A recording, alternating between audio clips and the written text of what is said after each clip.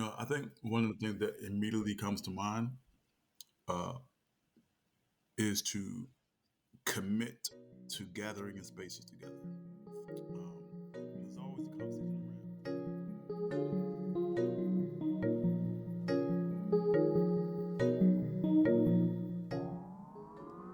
What's going on, everybody? Thank you for coming back.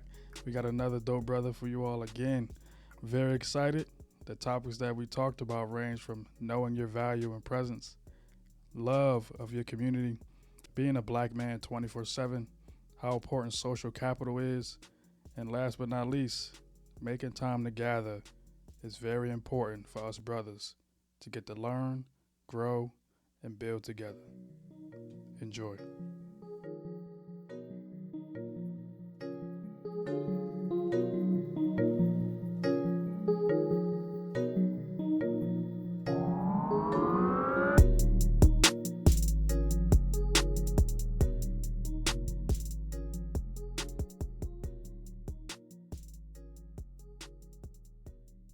The dope brothers with us today. He's a very good friend of mine, mentor, and activist in this space that we live in. Brother, if you can introduce yourself, please do. Sure. Thank you so much, Brother Octavius. My name is Gabriel Bryant. Everybody calls me Gabe. I'm a organized activist in the city, and I also work within the realms of behavioral health and mental health, providing services and resources. And happy to be here. Brother, I want to thank you for being here as well. Like I said to you always, it's always good to see you. It's always good to see us together because you've known me for a very long That's time right. and you've seen me grow into this space. But I'm also excited for people to see us grow together and to see our relationship build and continue to grow afterwards. hmm So we're just going to jump right into it, brother. First question I got for you is what's one thing you love about being a black man? One thing I love about being a black man, I mean, first of all, there's so much. But if I had to name one thing, it would be uh, the swag and the cool and how we show up in spaces. We bring all of our brilliance, we bring all of our joy, we bring all of our intelligence, we bring all of our past experiences, and whether or not you are an athlete or you were, the person in the books, or whether you're the person who loves anime, or you're the person who, is a barber, PhD or GED. There's a swag and a cool that black men walk into spaces with that I've always appreciated. Whether it's our uncles, our grandfathers, our dads, our brothers, our nephews. Um, there's just a way that boys, just the way that we're socialized and conditioned, and oftentimes it's because of the way that we're sort of reared and raised to deal with and navigate the world. Actually, right? We have to be able to, know how to move and bop a little bit based on everything that's coming at us, and so that sort of presents a nature in us that I think is already inherent based on our soul and spirit. But that black man cool, I think I've always appreciated because when we show up in spaces and rooms, we can kind of own a room, and we can see another brother and know that cool, and know that within that cool is years, if not decades, if not centuries, of navigating this world in a way as only we can. Yeah, brother, I totally agree with you because we get into a space and I always say that we're a mystery, but a good mystery hmm to us. hmm And when we see another black man in the room, we're like, brother, we know why you're here. There you go. There you go. But it's also the kind of the nonverbals of I see you, King, Yeah. Yeah. or I see you. hmm Like I know why we in this space together. Let's build together and let's grow. And I think that's one thing that I love. You hit the nail right on the head with that one because that's why I can't really say anything right now. It's just I love being a black man because we're cool and we're different. Yep. Yep. And And I know I didn't know if you wanted to say something, but go ahead, now brother. I was gonna say, and I've seen that from you know North Philly to North Africa. That's the deep thing, right? I've seen that from you know Ghana and Nigeria to you know Jackson, Mississippi, and Chicago. Like it's the same similar type of energy that we really approach the world with, and so I really appreciate that because it also shows that there's a connection and a lineage, that goes way beyond what we can ever think of. Yeah.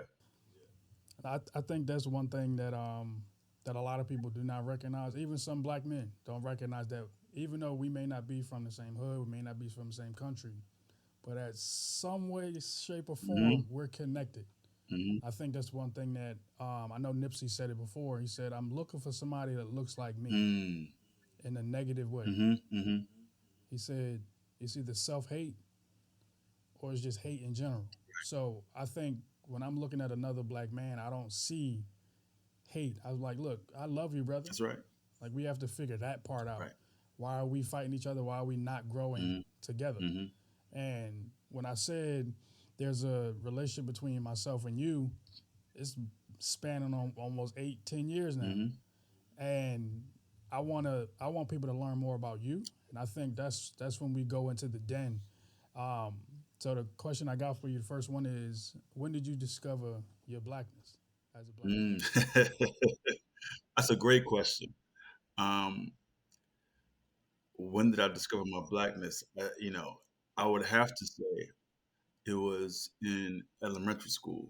And the reason why I say elementary school is because, you know, I lived in, projects, the hood, however you want to play it. But I was busted school.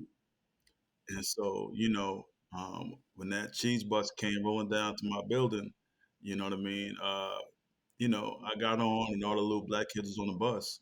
But ultimately, we were going to white schools, predominantly white schools at the time. This is the 80s now.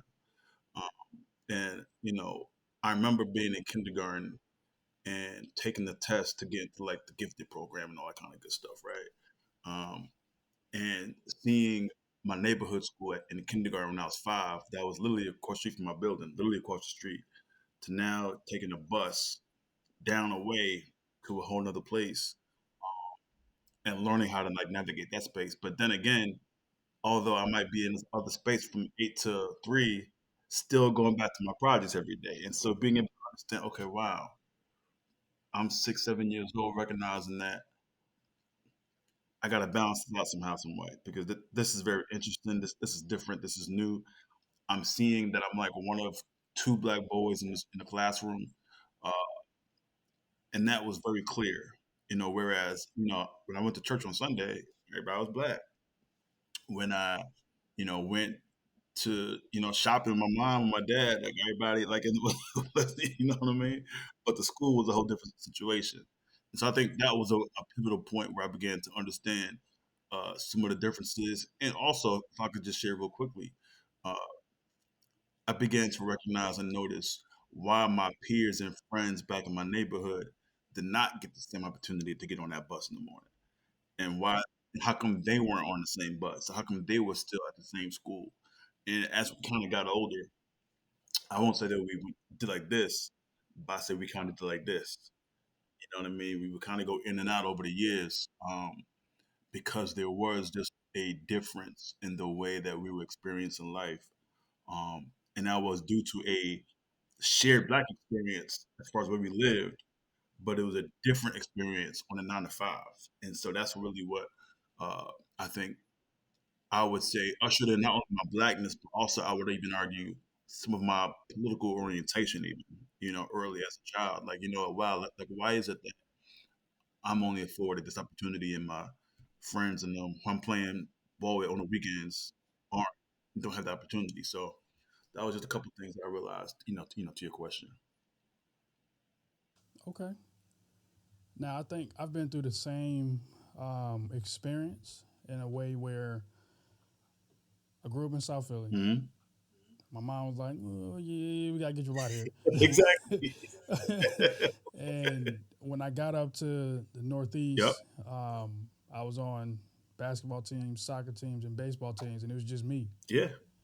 So like I understand where when you say I was either the only one or one of two, Hmm. and then it's that feeling of, okay, how come nobody else is up here, or how come I'm the only Yeah. one? Did they not look for some other people? Hmm. So I always felt like I had to, hold it down Right.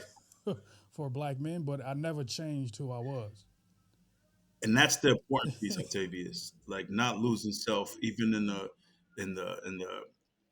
reality of being like that one or two or three or four in the room. Not saying that I'm going to lose my sense of self. You know, the octave of my voice isn't going to go up a little bit higher just because, you know what I'm saying?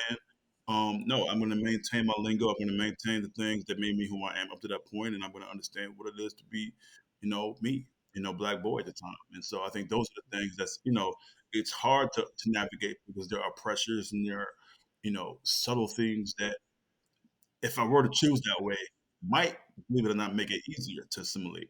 Um, but I think that there's something to be said once again about that black man cool and that black boy cool that just dominates us to say, you know what?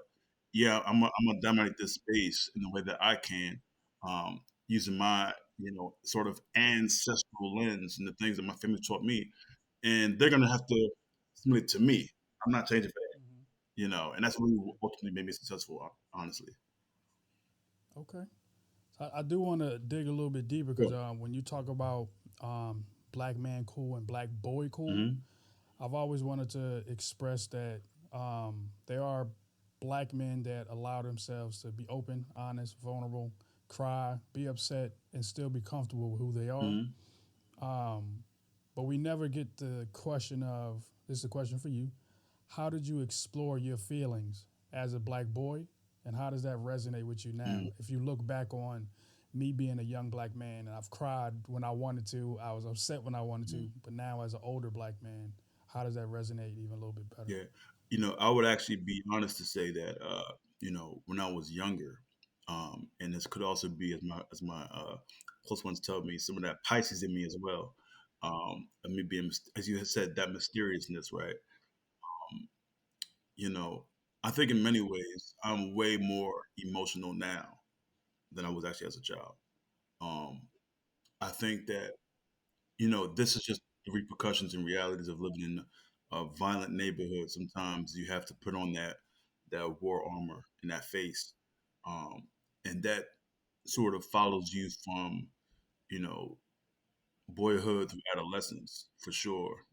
And even in high school, I'm leaving at 5:36 in the morning to make to 7 a.m. basketball practice, but I'm leaving when it's dark out. And there's a lot of stuff happening at night in the morning. I saw first thing in the morning on the way to the train to, get to school. And then on the way back after a game, dark again. And I got to navigate that piece back to the building, back to the project or what have you. And so uh, I think I kept a face on of sort of emotionless, sort of stoic.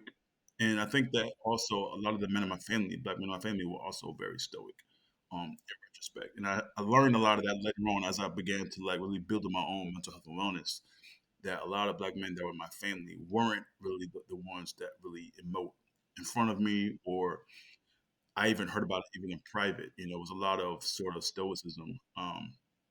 That to a certain degree I still kind of have in me, but I certainly have learned to emote. And I remember this moment specifically being 12 years old, and my stepmom, and I talk about this all the time. I was 12 or 13. I think I want to say I was 13, um, and we're talking about emotions and building, and we're at the house.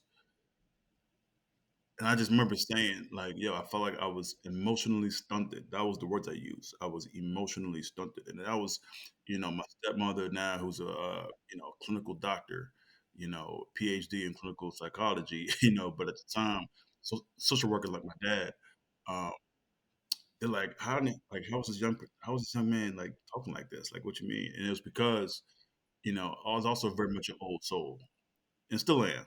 And still am, but I was an older soul, at 13, 14, 15, 16. And so I kind of looked at the world with a little bit of an older senior lens. And so I felt like I had to like not emote. But as I got older, I would say probably honestly, brother, and as it's just being my truth and my transparency. Like I probably like in my mid 20s where I finally began to say, okay, Gabe, like this is it's not healthy for you. Um, but B, like who are you when you're in your emotions? Like who are you when you are that person who is sad, angry, um, you know, just figuring it out, excited, anxious, nervous, like all those things. And it was from that point on, honestly, that I began to really like, kind of look within self and be more introspective and do more journaling and do more, by myself conversations and do more walks and have music playing in my earbuds while I'm kind of thinking about ideas. And so that became sadly as an adult. But I think that the way I was sort of brought up, my family certainly pushed me, pushed us to be emotional and to do what we need to do. I think it was just me trying to figure out the world. Okay, I think that's one thing that us as black men do not get the chance to do Hmm. because it's always go go That's go, right. or we don't have people asking us these questions where we sit there and say, "Hey, brother, so how did you explore your feelings? Because I'm going through this over here." Hmm. Those are the questions we don't ask each other. We may get it from our women, parents, maybe even our kids, but us as black men, I don't know if that's usually the questions we ask each other. That's why I asked them Yeah. because I was never asked those questions. So for me, I like to call the person that's inside of me, the person you see right now, is built from being the son of Octavia, Hmm. being the husband of Rosalind, Hmm. being a friend, advocate, community member, and leader, son of God. Hmm. That's what you see now. But that inner black boy, he comes out I've seen at I've some seen point. He comes out because sometimes he's like screaming for like, them. I need help. I need you to hear me, Hmm. Octavius. Hmm. Hmm. And then him crying on the inside, he may sit there and say, hey, brother, you need to cry Hmm. Hmm. because what's going on right now, we've been through this Yep. already. You know how to figure this out. Just cry, and then something will come into your mind. The man upstairs will let you That's know right. this is how you get through this. We've been through this. Don't worry about it. Hmm. And I think that's one thing of how I explore my feelings because my mom always said, "Hey, look, you can express yourself, just don't cuss at me." She said, "Say what you have to say, just don't cuss That's at a me." jewel. That's a jewel. And like that helped me later on in life to sit there and say, "Look, this is how I'm feeling. If you can't understand it, you may have to ask me to elaborate or what you mean, but I'm going to let you know. It's like it's right here. Yeah. Yeah. I don't have to hide it. I may hold back with my wife. I may hold back with my mom Hmm. because those are the women that I care about a lot. Sure. And you can't like just go straight for it. Sometimes you got to say, look, if I say this, it's gonna be nah. Let me back. Hmm. Now it's on me to reflect and sit there and say, okay, how can I explore this feeling right now? Right. But then give it to them in a way where it's like, okay, I need you to understand what I'm saying, understand how I'm feeling. And I think that's one thing that us as black men, if we do it together, it'll be better off for us later Yeah. on. But I do want to. I know you hinted at you have black men in your family that you've looked at. Of course. Like I look at you, I navigate this world as an advocate because of you Hmm. and other black men, Mark Lamont Hill, Sure. and Mark. all these black men that I see. I model my things after y'all. Hmm. So for you, how did you navigate this world as a black man, knowing I'm tall, I'm black, I can play sports, but I am an advocate. I speak up for myself. What black men did you either learn from? Hmm. Did they give you some advice? Did they tell you, hey, this is how you do it, Hmm.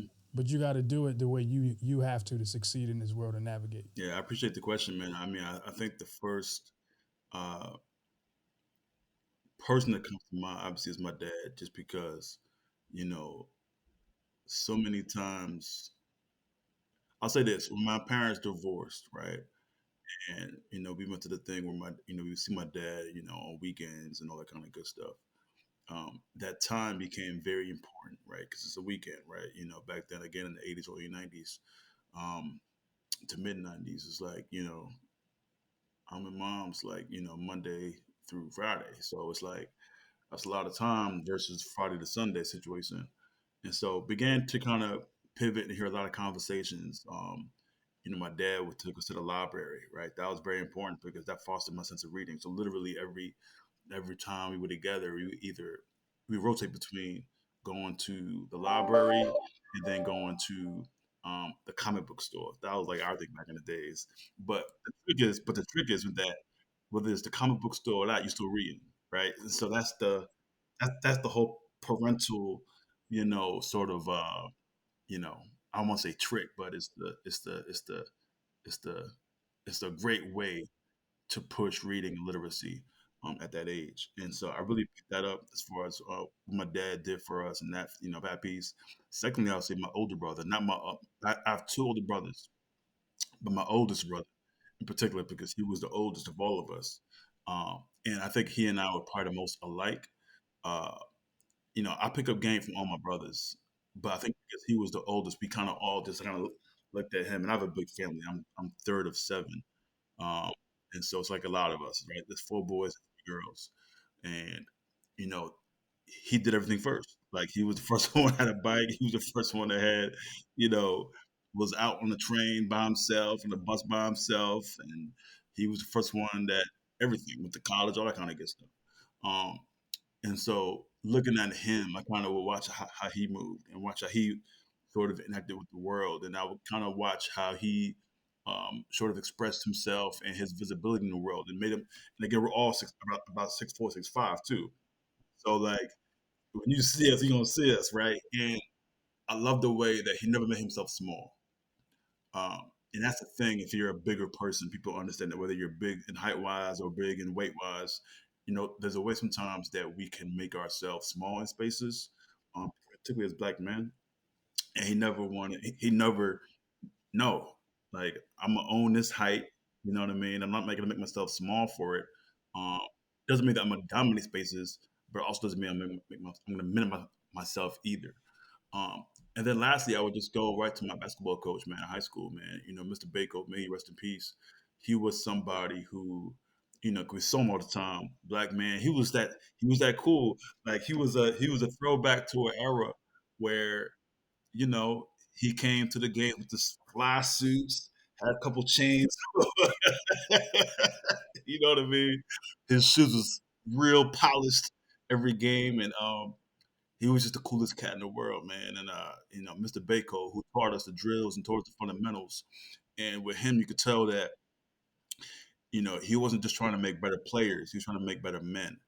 And I always appreciated that about him as a coach, and as a leader.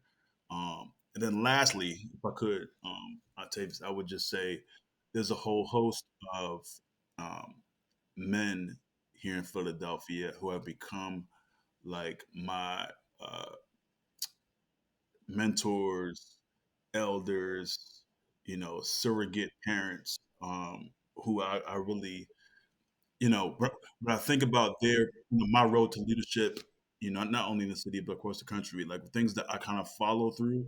I have to name names like Dr. Anthony Montero. I have to name names like Brother Kwaku, may he rest in peace, and Brother Odinga Mukhtar here in Philadelphia. I gotta name a name like President General Redmond Battle, who ran the UNIA right at 16th, 61 Avenue, right in North Philly. Um, these were older men um, who I also stay in contact with, but who I know that whether I disagree with them at times or they disagree with me at times, more importantly, there's always a lesson to be learned. And I wound up after our conversations to this day saying, "Man, like why did he say that? Like why did he say that when he was at the restaurant getting some food or on the phone? Like what was his message to me underlying what he was saying?" And they always have given me so much to think about and to process through. And I have to add one final name, brother, which is Brother Abdul Sabor. May he rest in peace. And once again, as an old soul, you find yourself having a lot of men who are like twice your age. That's just it is what it is. I can't escape it. I meet new men all the Brother Greg over at Malcolm's Park. Anyway, it's just too many.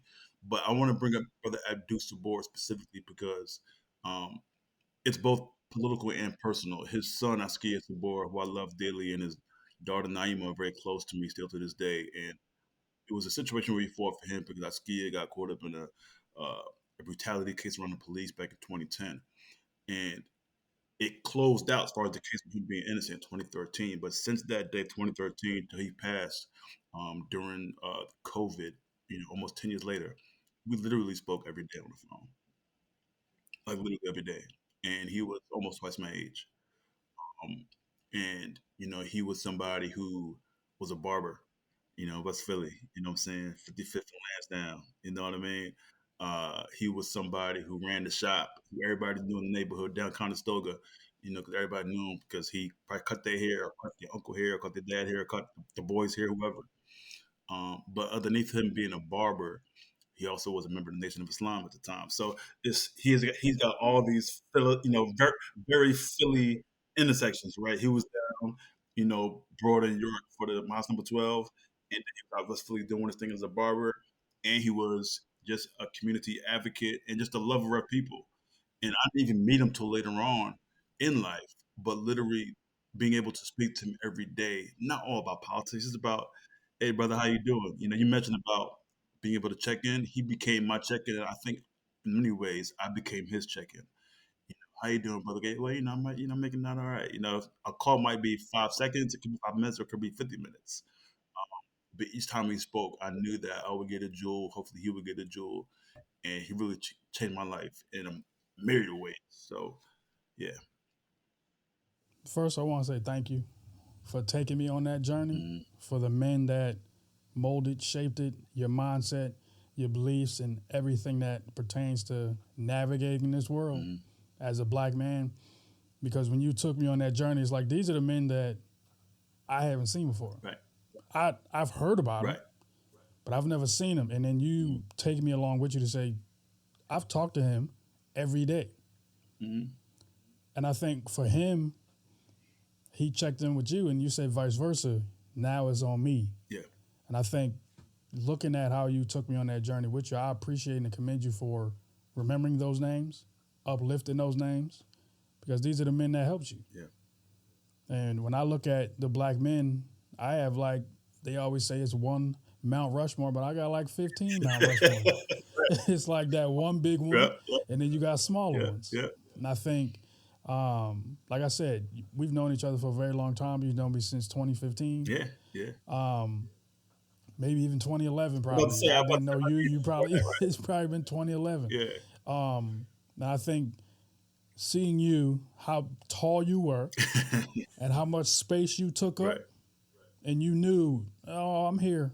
I'm here for a reason, Mm-hmm. and it's going to be known that I'm here. I think that's one thing that I took from you.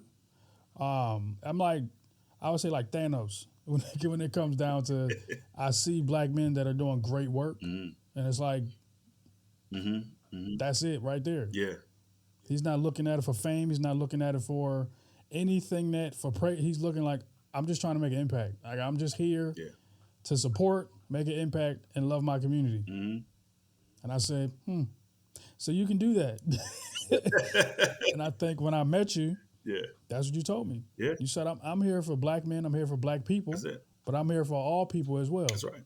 It just so happened That's right. these are the people that I That's love right. and support. There you go.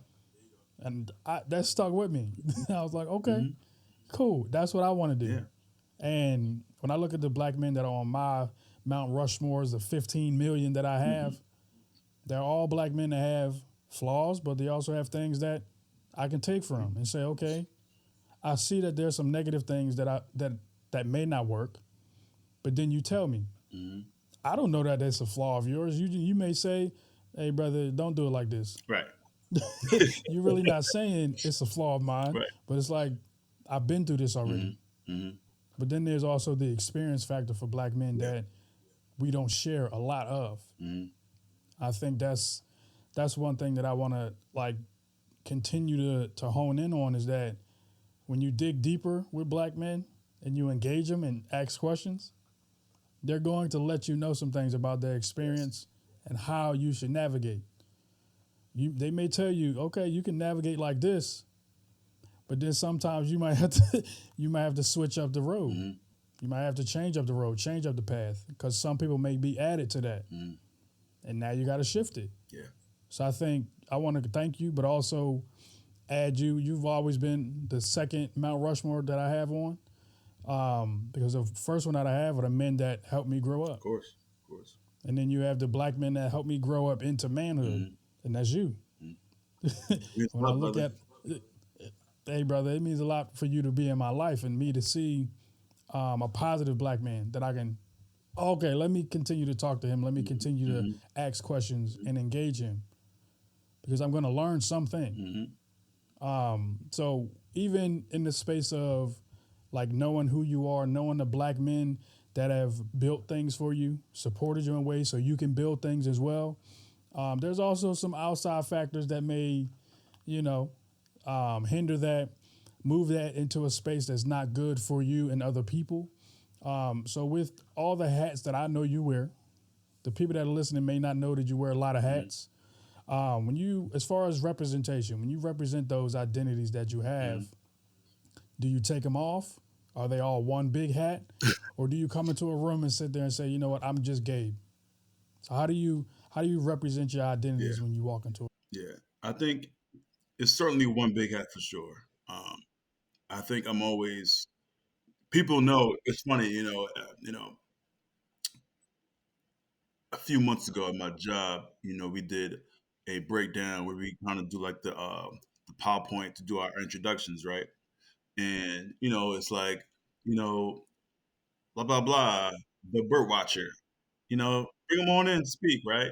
You know, blah blah blah blah, the youth advocate, bringing them on to speak.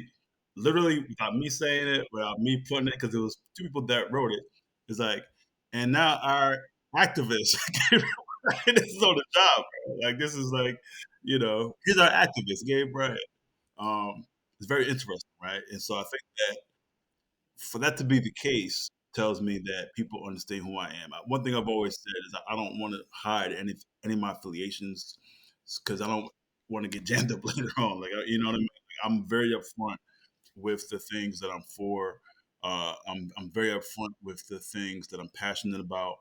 Uh, I'm very upfront also about the ways that I try to bring my personal and political ideas into spaces because I feel like it can only be helpful. And I never want to be in a situation where I'm at the water cooler talking about something that I should have said, as it were. I always want to be vocal.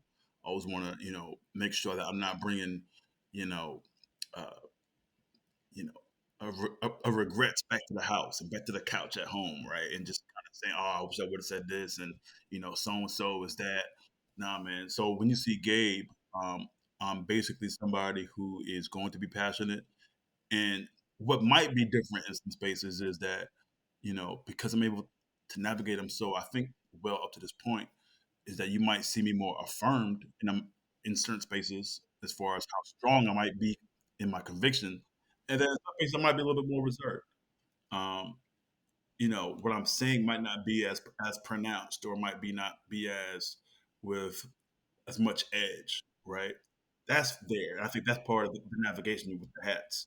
Um, but I think at the end of the day, though, whether I'm, you know, providing a space for black men and boys, and I'm in a space and I'm doing a training or a teaching or on a panel discussion, I usually come with my honest truth and my black man truth and what it means to be black and what we can do to connect ourselves and be all that we can be. And then also when I'm doing something that's around our mental health and wellness, I'm trying to be as transparent as I can. I'm trying to be as honest as I can. I'm talking about me being in therapy and all those kinds of things and my challenges with anxiety and stress. And also when I'm talking about, you know, some of the political things, right? Talking about, the prison industrial complex and the work around, juvenile justice stuff and people who are justice impacted and political prisoners and some of the challenges around those issues. That's when I get a little bit more fired up, but it's only because I know that there's so much work to be done in that area as well. Um, and so that's sort of how I sort of navigate uh, those worlds. But I know that each of them, for me to be successful, I got to show up as my best authentic self. I got to be sincere. Can't fake the funk. That, like you said, I'm definitely not doing this stuff for likes because Lord knows I've lost opportunities more based on my ideas than gain opportunity. Like, you know what I mean? Like, if I'm being honest about it. And so, um, the reality is, if as long as I know that I can sleep at night and not only sleep at night but sleep well, I did all that I could do.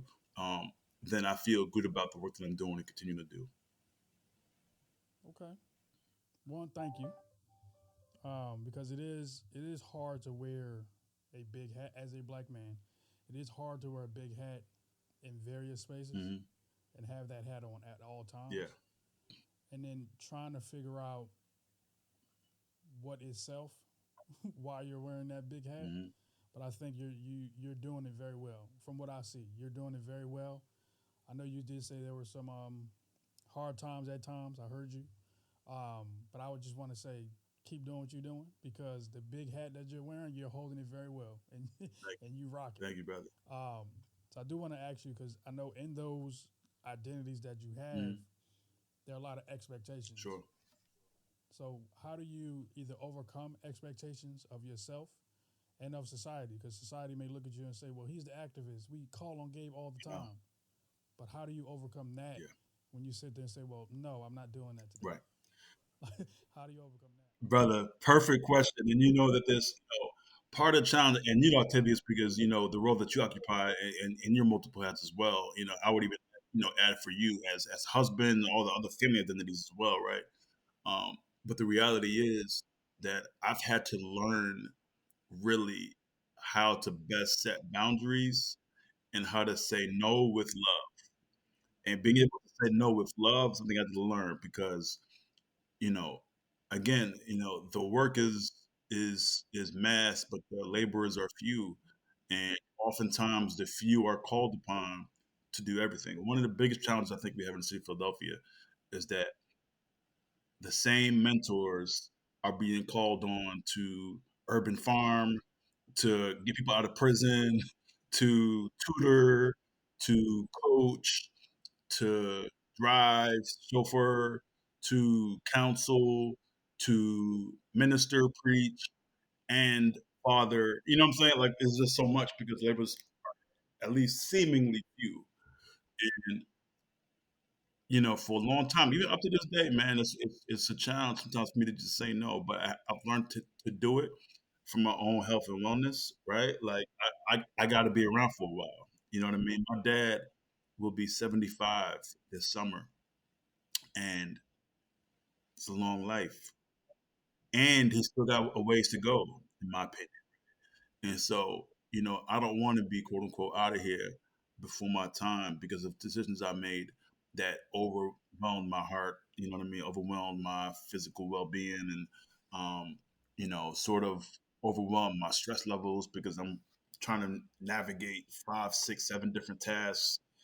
Because also with me, also because and I'm gonna keep going back to this joke about me being a Pisces. A Pisces is always in their mind, like everything. I might not show it all the time, but up here, the wheels turning 24/7, 25/8. And so, you know, being able to know, okay, do I have this together? Do I have that together? And being able to sort of compartmentalize my day. I know that we all have 24 hours. So I know I literally have to like say to myself, okay, these are my work hours. This is my lunch hour. This is the days. Like, this is what I can do before the work day starts. This is what I can do the minute that I'm done with work. These are the meetings I can, like, you know what I'm saying? Like, being able to commit to that takes a lot of discipline, brother, that I've had to like work. And I think that's been, I think, the key criteria for some of the things I'll be able to do is just discipline. Um, and that's even in the face of me being undisciplined in other areas of my life.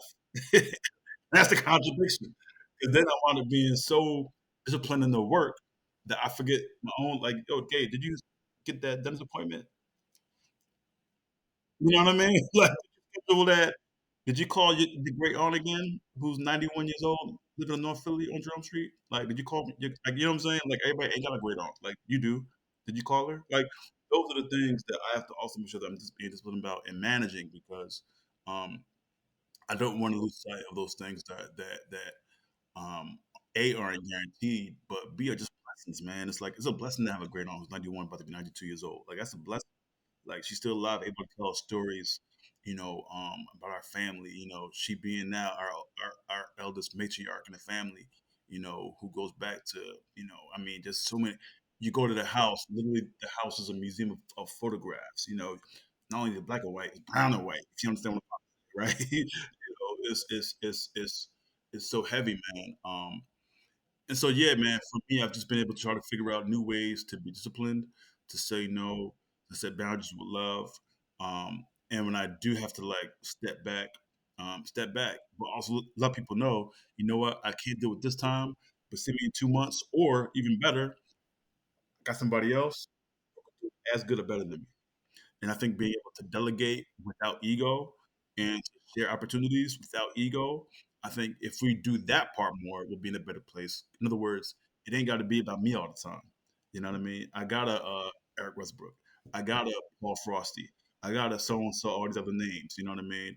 Hmm. That can still do the, do it and do it really, really, really supremely well. I think you just explained the podcast. Like you explained, nah, you did. You explained the main reason why this podcast started. Okay. The main reason, because I'm in the middle of two generations, Mm. and it's like I can't be in his way. The one that's behind me, I can't be in his way if it's for him, Mm-hmm. and vice versa. You can't be in my way Yeah. either. Yeah. Yeah. Yeah. And it's more of okay, how can we hold this door by ourselves, but we can also hold it together if it's a strong door. And then the young people after us, they just got to run through, but we also got to wait. Got to.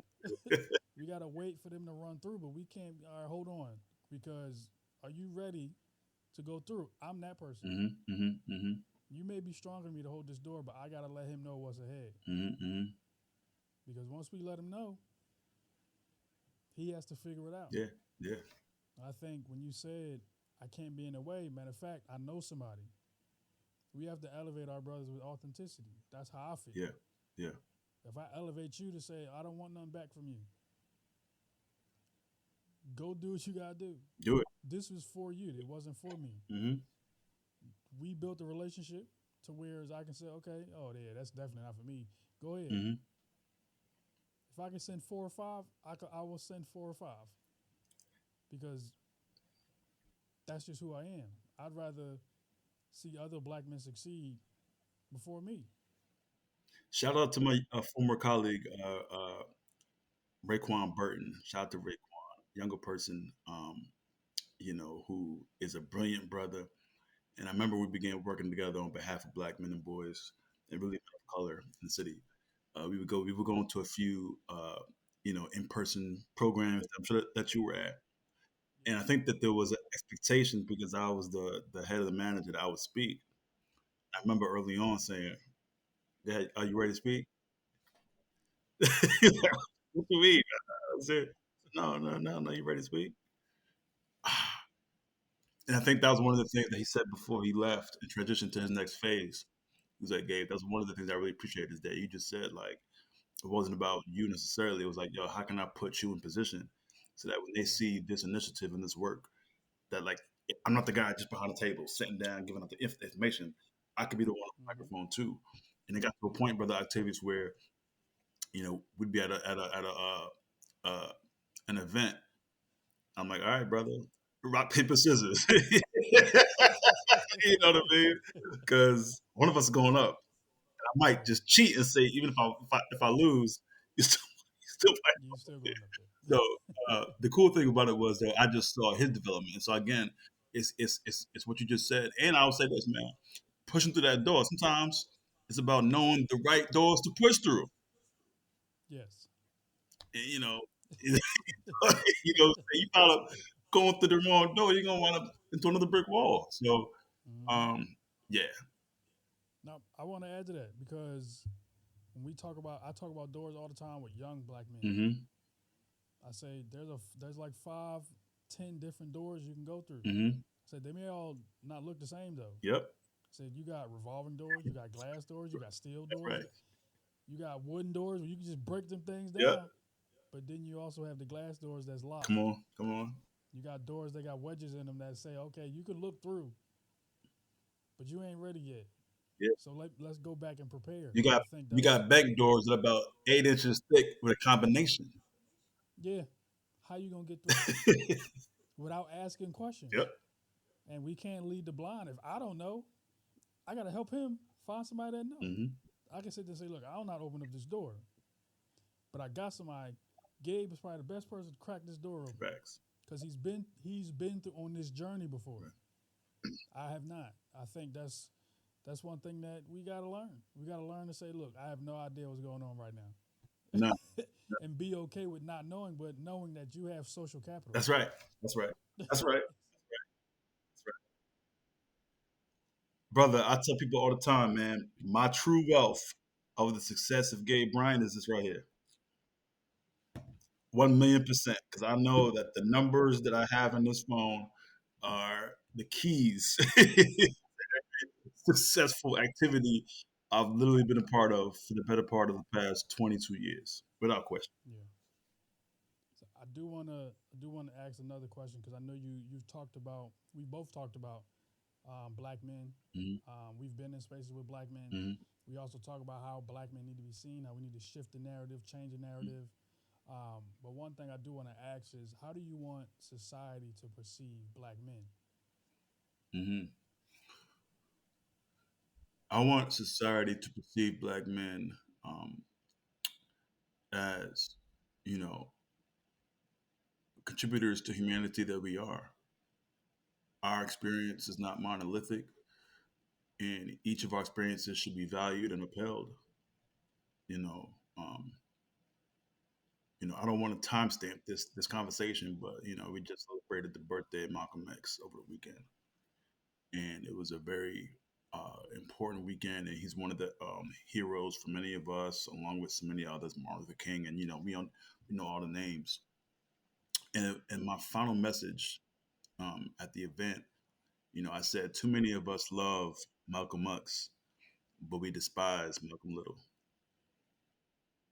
And what I was trying to get across to folks is, you know, and we loathe Detroit Red. Uh, and what happens is our black boys in our communities are not being embraced as they should. For every um, so-called Malcolm X in our community, what I mean by that is somebody who you believe to be upstanding and a representation of manhood in a way that's strong and convicted and family and all those kinds of things. Do we know that person's transformation? A, but then B, more importantly, have we allowed our Malcolm Littles in our communities from South Philly to North and everywhere in between, Southwest, to transform and to have those meaningful experiences? Or have we decided for ourselves in our minds, that's you at 15, that's going to be you at 35 and 55? That's not fair. It's just not fair.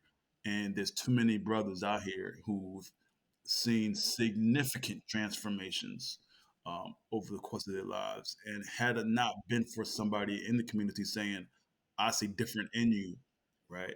In the same way that we know that Brother Malcolm received that tutelage and received that information in his story, through Islam and through, ultimately the Honorable Elijah Muhammad. We have those other teachers and tutors and master elders in our communities and neighbors, right? And deacons, deacon so and so and imam so and so and just Mr. So and so on the block who used to see every day, sweeping the steps every Saturday morning. Like, interesting. I'm watching him every morning at 7 a.m. doing that. Huh? Very interesting. He's very disciplined once again at doing that week to week, and I think that's what I see when I think about what I want society to see of us. I want us to see possibility. I want society to see uh, uh, options and fullness too, right? Wholeness. Because I think that even though in many ways, as a people, we could say that there's parts of us that have been broken just due to all the challenges that we know that we all deal with. Many of us are working and thriving to be whole and have found ways to be whole by way of our spiritual connections, by way of our fellowship, and by ways of us just being able to understand what it takes to be strong in the world and maintain that strength, even if to others it might look like weakness. Um, and so, yeah, man, when you see us see a person who some would argue isn't supposed to be here, but is, and chooses to exist in the world and chooses to make a way out of no way and defy the odds and defy the statistics and you know one thing I'll close with by saying this, brother Octavius, even if that person, our heroes are just the people who just you see on the bus every day. You know what I mean? Like I'm not interested as much as in what do you do, right? Like, well, what are you offering? Well, I'm offering my life. I'm offering my life. I'm offering to you my friendship. I'm offering to you being a good neighbor. You know what I mean? I'm offering to you being somebody that you can confide in. No, I'm not. I may not have written a book, but my life is a book that you can open up and read. Let's have a conversation. And for me, that's how I look at all black men and boys, and hopefully, I will hope that our society, can look at them as well. Okay, I love that. I love the fact that you said to be seen as someone with possibility Yeah. and also transformation as well. Mhm. Um, I really appreciate those two. I picked those two words because that's normally what we go through as black men. Yeah. We are raised to say, okay, we have some possibility, we have some potential in this world, Mhm. but we then that we may do some bad. But are we able to transform ourselves to say, okay, we did bad, how can we change? Mhm. I think that's one thing that I appreciate and heard and was actually listening because I love how we talk about black men, Yeah. but it can't just be us how we talk about each other. It has to be other people Right. that don't look like Yeah. us, black women. Yeah. Yeah. Yeah. Yeah. Yeah. Other ethnic groups, other races. The reality is this, brother Octavius. Like, look, man. Like, don't dispose of us, man. Like, don't discard us. And that's also a message to ourselves as black men. Don't discard your brother. Don't dispose of your brother. You know what I mean? We're going to make mistakes. We're going to make errors. We're going to make bad choices. But allow us the time and the grace to learn from those things and move on to a better place. Allow us that. You know what I mean? Allow us that. Allow us that resiliency. Allow us that humanity. Um, Hmm. you know, yeah. Okay. So, like I said before, we've been talking about black men Hmm. since you've met me. Hmm. We still do. Of course. The work that we're in is around black men and boys, men of color. Hmm. Um, but the main question that I have for you, um, it's it's a question that kind of digs at you and your experiences, what you observed with working with black men, supporting black men. What's one thing black men can do to work together Mm. and grow together? Mm. One thing that black men can grow together, you said, and learn together. Was that the word you used? Grow together, learn together, Learn together. build together, all of that. I think one of the things that immediately comes to mind uh, is to commit to gathering in spaces together. And there's always the conversation around, the fact that many of our, women counterparts, they have girls' night out, women's night out, ladies' night out. They got, they go on those, they go on cruises together.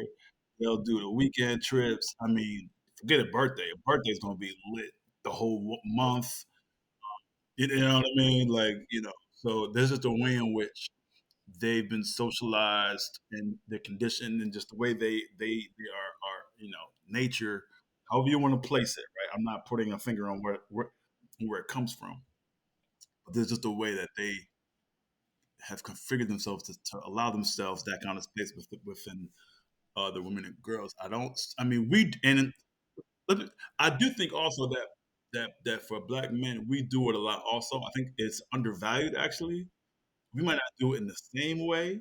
Um, But like I know guys who go, every Friday they at the happy hour. Like, do you know what I mean? Like I know guys who, uh, you know, this game, that game. And I think sometimes it gets minimized because y'all just watching the ball game or y'all just watching the fight without knowing that. Well, no, the fight is just an opportunity to get together. You know what I mean? It's just the conduit. You know what I mean? In many ways, or to be gaming. I mean, I've seen so much more camaraderie with brothers I know who are like, yo, I know at 10 p.m. my homies is gonna be on PS5, so we gonna play this game for the next 2 hours, and that's our connection. And I think that we gotta be, swift, able to like understand what undergirds connection.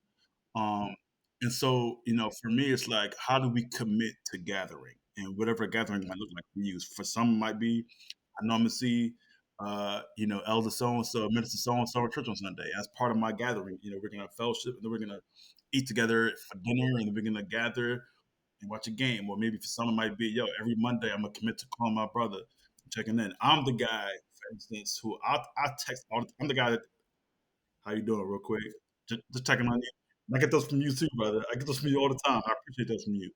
Um, and so I think having that commitment to gathering, however that gathering looks to you, um, is one thing. But then also, I'll close by saying this, man. Um, Learn from your brother by bringing the brother on with you. You know, uh, we all have either a son, another friend, a roommate in many instances, a classmate. Um, for my athletes out there, a teammate, somebody who you're close with, who you might say, you know what, man, um, when we go to a dune day, I'm gonna bring my brother next time to a dune day because he ain't never been, or he ain't been in like 10 years. So we just gonna go for a walk through a dune day and watch these events and activities and all that kind of good stuff. But more importantly, we just vibing and talking the whole time. Like, it ain't really about, again, a dune day is just an opportunity to have conversation on the walk through all the vendors, right? And so I think just having a commitment to gather, the fellowship, to build, helps. And I think, along as far as like the learning piece, I think being able to understand, man, ego is a hell of a drug. Ego is a hell of a drug, and you know, we need it in some ways to navigate some of our strengths, but we don't want it to hinder opportunity, friendship, and love. And the peace, to me, that comes with living in a world that's framed on humility does not like it, because now I know I can learn from somebody who has multiple degrees, has no degrees, is older than me or younger than me. You know what I mean? Oftentimes there's issues of ageism and elitism and all those frameworks. Um, but just being humble, man, and just saying, yo, man, the opportunity to learn from the brother who's on the train, the brother who's on the trolley, the brother who's taking the walk, the brother at the cleaners, the brother who's actually at the college. Like, I can learn from all these people, and I think having again a commitment to that level of humility can also allow people to say, you know what, we're all coming to the table. Like, for instance, I always say top five comments, like hip hop top five. My top five is never numbered. It's like it's just a round table. Like, don't ask me who's three or who's five or who's two. It's just we all at the table. We all at the round table. You know what I'm saying? Ain't no number. Even like to your point about Mount Rushmore. Mount Rushmore, they're all on the line. They're all the same size. They're on the line.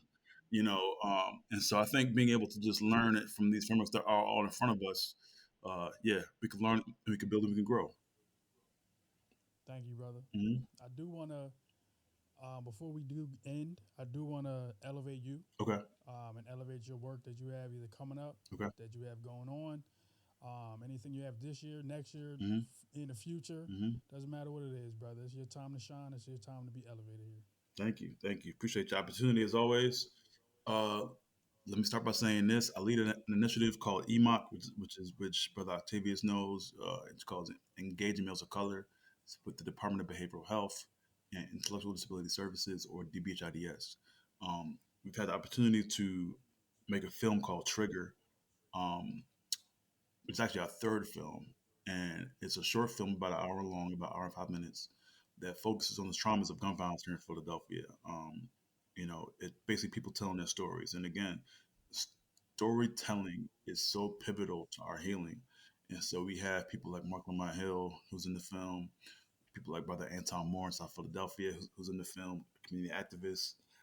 We have a whole youth roundtable in the film talking about being a young man and dealing with violence and gun violence.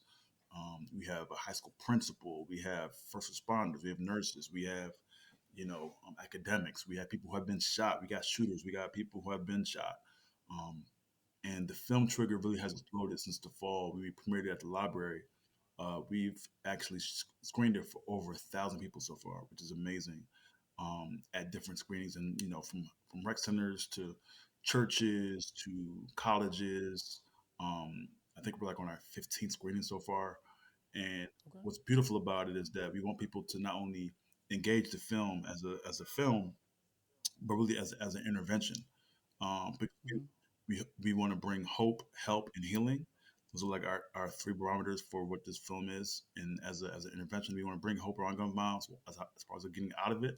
We want to bring the help of the resources and services and healing as we work together with the conversation. So that's one piece, our trigger film. So you can look forward to that. Just Google it. You'll see more information about that. Um, Secondly, I could just say that we're continuing to build some of our programs that are supporting Black men and boys. Um, Looking to really strategize ways that we can really be more on the ground on state road, and also in the juvenile side. We have to reduce um, our interfacing with these spaces. You know what I mean? Whatever we can do to keep brothers out of there on the, you know, making good choices so that they're not wound up imprisoned. I'm focusing a lot more on that in the next couple of years. So look forward to Mm-hmm. seeing that. And I think with that comes being able to give people opportunity, right? Food, clothing, shelter, and hopefully a decent wage, with a job. Um, and then lastly, just as far as just like some more creative stuff, gonna be doing some more writing, man. Some more writing Okay. and getting that out there. Um, and you might even see some more managing of music. And in that realm, music has been a large part of my life. It's really been a creative part of my life, but also a part of my life that can bring me a lot of joy. Um, Mm-hmm. and I love being able to put on shows and see younger artists and see newer artists, whatever their age is, shine on stage. And so I'm going to be doing some work in that arena as well. Okay, brother. Well, brother, I appreciate you for joining, being on this platform with me, and allowing me and the listeners to hear more about you, learn more about you, but then also to continue to grow together, because Sure. that's the main thing we want to do here. Yes, sir. So, brother, again, I appreciate you and I love you. Love you too, man. I do want to plug some things for us as well Please. on Urban Thinker Media, OctaviusBlount.com. You can go there. You can check out everything that we're doing. We're on Instagram, Urban Thinker Media. We're also on TikTok. If you want to check it out, you can. We are updating some things that we're doing. We have a lot of projects up in my mind, but there's a lot of projects that will be coming out soon. When I say soon, that means when the man upstairs lets me do There it. you go. When the man upstairs thinks I'm ready to do There it. you go. So again, brother, I appreciate you. I love you, Let me. and we can catch everybody next with another dope brother here on the Middle Brother And real Podcast. quick, if anybody wants to follow Peace. me for anything, just go to at Good Brother Gabe on Instagram, at Good Brother BrotherGabe, Good Brother Gabe on Instagram.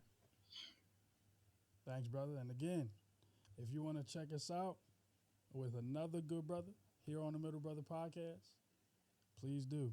Peace out, y'all.